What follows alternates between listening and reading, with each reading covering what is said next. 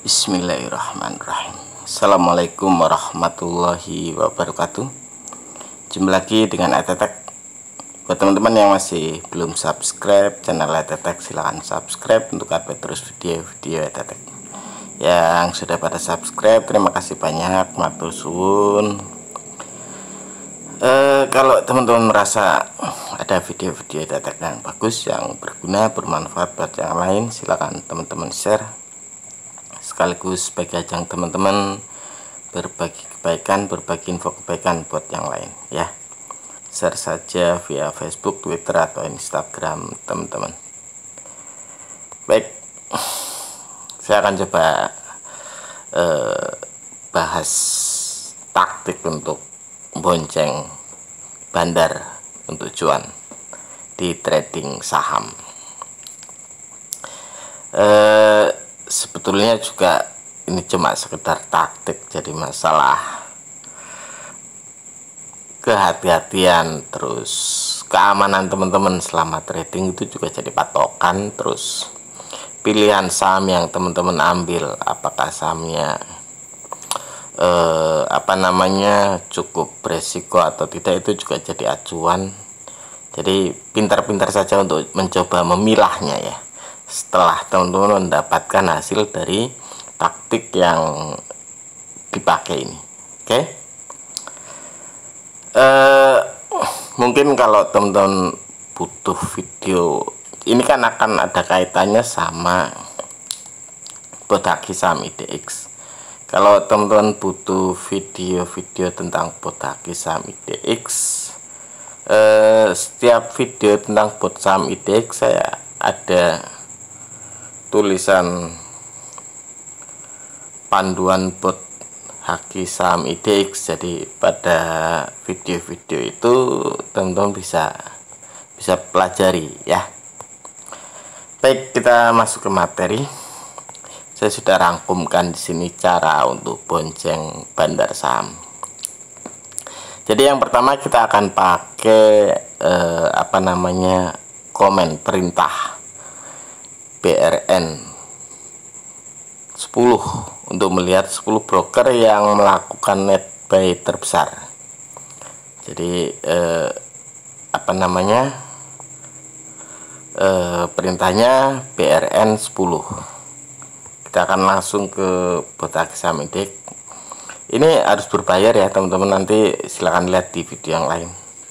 BRN 10, kita coba cek BRN 10.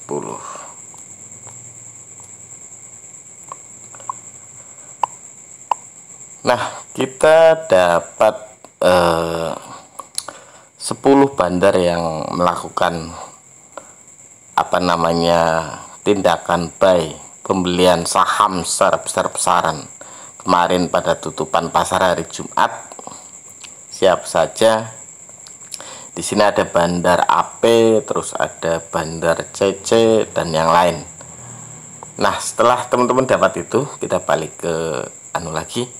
Ikuti tiga broker teratas. Cek net buy-nya yang terbesar masing-masing broker tersebut ada di saham apa ya. Di sini kan untuk cek saham yang dibeli oleh broker tersebut, nanti teman-teman bisa pakai komen NBB, net broker buy. Misalkan brokernya CC, berarti CC 10, berarti kita akan dapatkan net broker buy untuk untuk bandar CC, broker CC ya. Atau teman-teman bisa, di sini kan sudah ada tombol untuk melihat, misalkan bandar AP ini belinya apa aja, kita bisa klik ini juga bisa.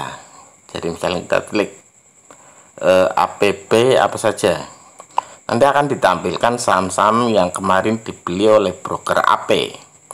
Di sini ada saham Care, dia beli senilai 142 miliar, harga rata-ratanya dia itu 373,72. Terus ada saham NATO. Nah, di sini kan dua saham yang dibeli besar-besaran oleh broker AP itu saham CARE dan saham NATO, ya kan? Ada dua saham. Nah itu teman-teman catat sahamnya. Oke, itu untuk bandar AP. Kita coba lihat bandar kedua itu bandar CC. Di sini kan ada rankingan bandar yang pembeliannya terbesar. Di sini ada AP, CC, PD. Kita cek bandar CC. CC beli apa saja? CC terbesar beli saham BBYB. BBYB. Asik juga ini lagi diangkat habis-habisan ini BBYB. Nah, setelah teman-teman coba cek semua bandar itu, cek saham-saham yang diakumulasi besar sama bandar tersebut. Kayak misalkan untuk bandar broker AP ini dia akumulasi besar di atas 100 miliar itu saham CARE sama saham NATO, ya kan. Terus untuk broker CC ini dia buy besar pada saham BBYB, nilainya 252 miliar. Harga rata-ratanya 1686-an.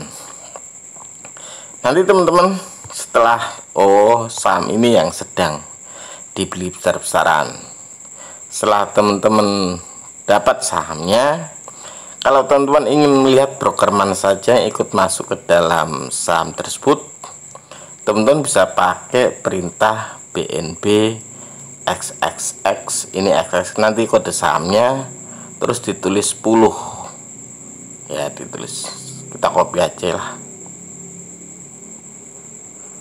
kita copy saja 10 salin. Kita akan coba cek tadi yang broker broker AP beli kan saham CARE sama saham NATO. Kita coba cek yang beli saham CARE siapa saja. Kita ganti CARE.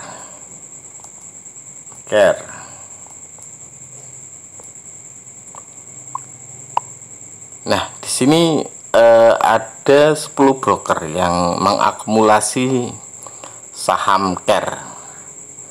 Itu ada broker AP, dia paling besar 142 miliar, terus broker PS 15 miliar, yang lainnya di bawah 1 miliar. Jadi broker AP yang sedang memborong gede-gedean. Atau kita bisa pakai perintah NBS ratio. NBS ratio XXX. XXX itu sahamnya, untuk melihat rasio broker yang beli dan jual sahamnya apa saja.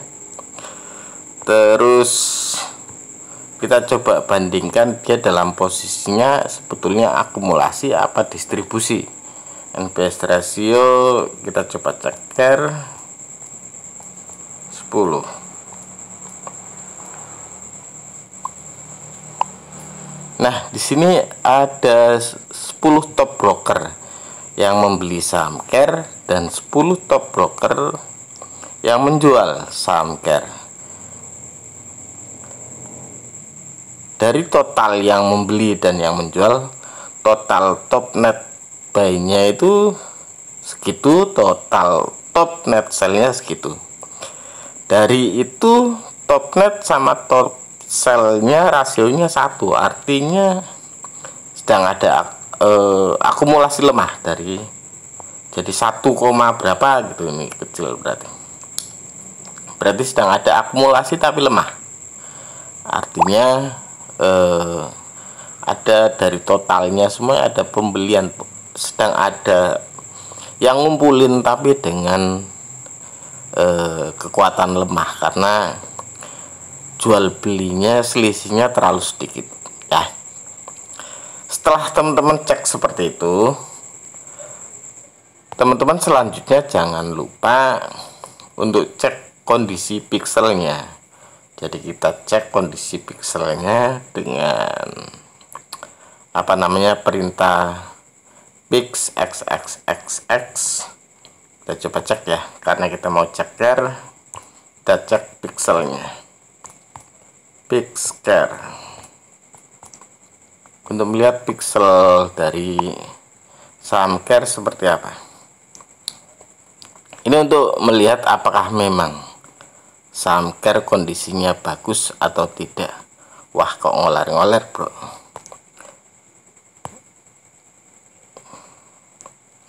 Atau teman-teman bisa cek kondisi chartnya di Yahoo Finance juga bisa. Kita coba besarkan. Pixelnya penuh terisi tiga-tiganya. Untuk yang kemarin masih ada kuning di pixel bawah. Pixel ini yang paling bawah, kotak-kotak hijau, merah, kuning ini. Kalau kita melihat apa namanya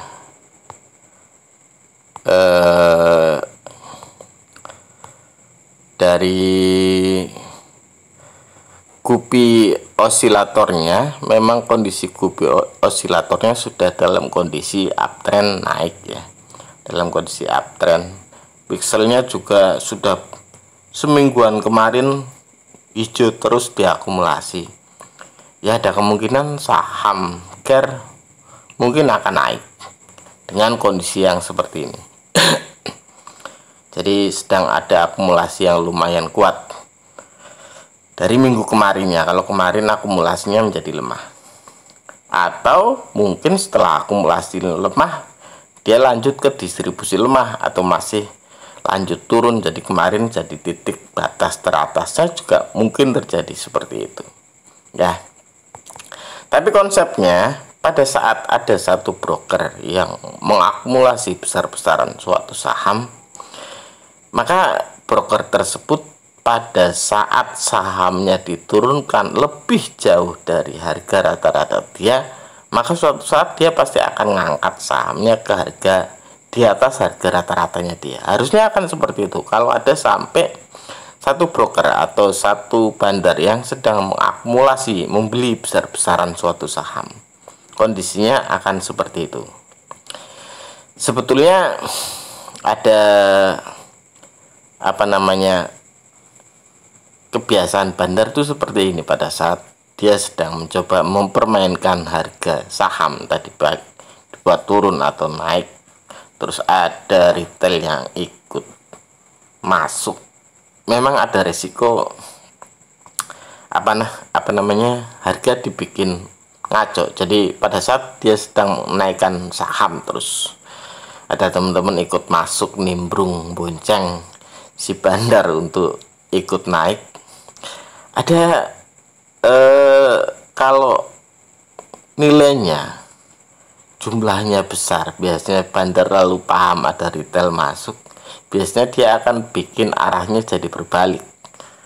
Kadang dia turunkan, dia berusaha untuk bikin turun harga saham untuk menurunkan si retail biar menjual barangnya. Biasanya akan seperti itu. So hati-hati di trading itu, tetap kehati-hatian teman-teman penting untuk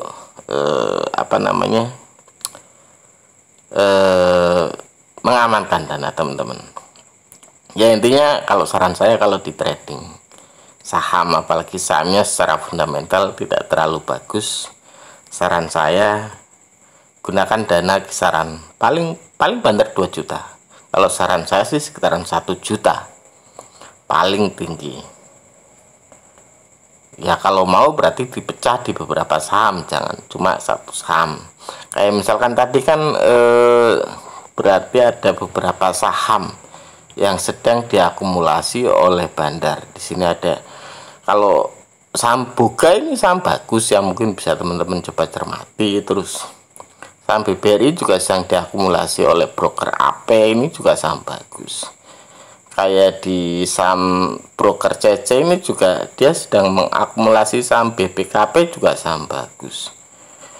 Terus saham BBCA juga sedang diakumulasi, Boga juga, PTBA saham bagus.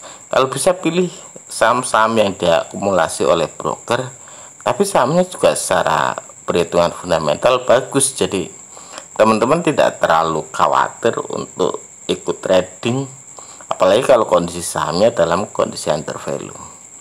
Itu taktik untuk ikut bonceng bandar saham. Jadi apalagi kalau posisinya pikselnya sudah penuh. Jadi kalau teman-teman, kita coba cek ya salah satu saham bagus, pikselnya kayak apa. Kita cek saham yang diakumulasi oleh broker CC,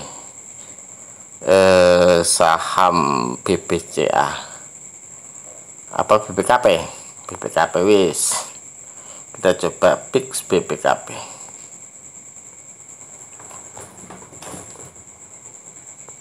Kita coba cek fixnya BPKP kayak apa. Kalau secara kondisi memang bagus ya, asik juga. Nah, kita lihat BPKP itu Bank Bukopin. Bank Bukopin, wih, pikselnya penuh semua, bro. Kondisinya uptrend BPKP. Ya mungkin ini bisa teman-teman cermati. Cuma ya itu tadi, apapun trading itu tetap patokannya kalau nggak untung ya rugi. Jadi posisinya tetap teman-teman bekali dengan pengaman, dalam artian dalam trading harus ada cut loss, atau kalau sudah untung trailing stop, seperti itulah. Teman-teman coba lihat video rambu-rambu trader saham lah. Kalau bisa teman-teman compare dengan grafik yang ada di apa namanya ya finance. Misalnya kita cek CAR ya, CAR.jk.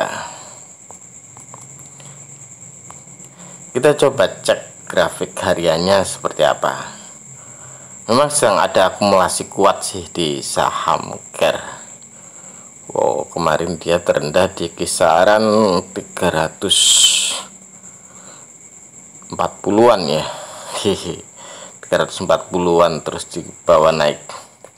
Kalau pada saham-saham yang memang banyak yang mentransaksikan seperti saham CAR kayak gini, teman-teman ikuti saja alur pergerakan MACD-nya. Jadi teman-teman sudah cek ini saham sedang dibeli besar-besaran sama suatu broker, terus cek MACD-nya seperti apa. Kalau MACD-nya memang dalam posisi uptrend, teman-teman bisa ikut masuk, teman-teman bisa ikut masuk saja.